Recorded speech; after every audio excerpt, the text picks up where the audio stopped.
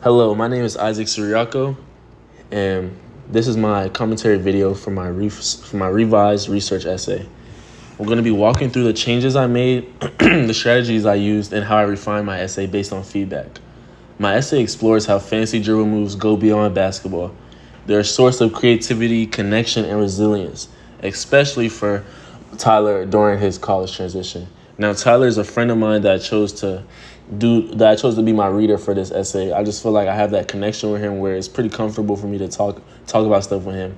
And we shared this passion for basketball too, so it just flowed for me to just talk about basketball. That's our normal conversation. So during my consultation, I was given four corrections for my revision.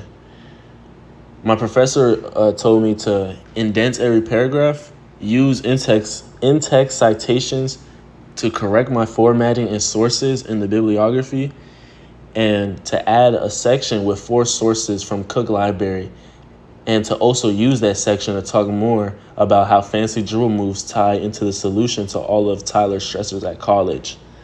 Now, the reason why I had to add that extra section was because I honestly just overlooked the part of the instructions where it said that you had to use sources from the Cook Library. And so I just used sources from the web that I found across the internet. And and so, yeah, that led to me having to add a whole new section because I feel like what I already had was pretty good. So I didn't want to start from scratch again. But talking about my corrections given by my professor, I feel like they're very straightforward.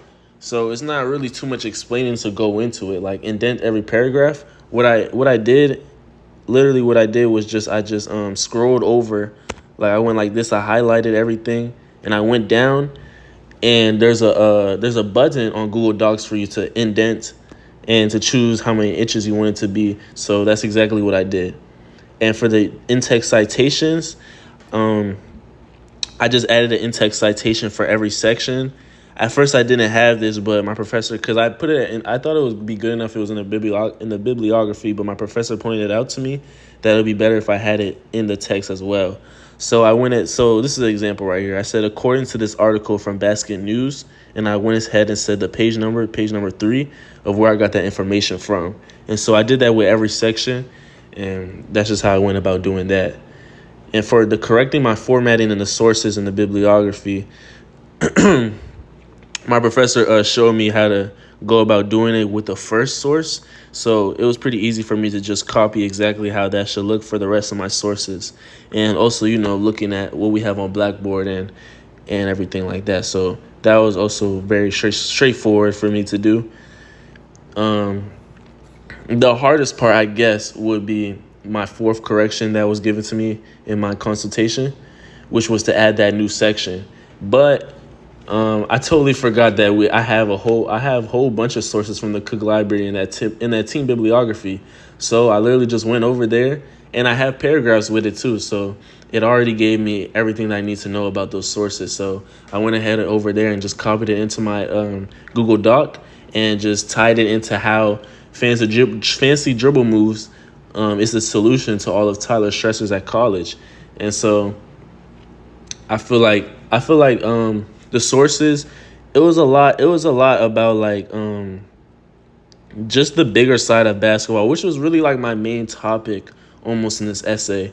So I feel like just just talking about how like fancy dribble moves and basketball can do more for you than like what meets the eye.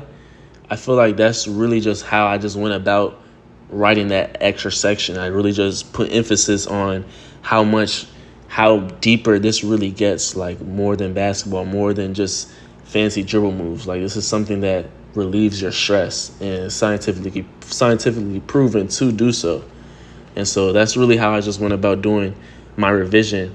And yeah, thank you.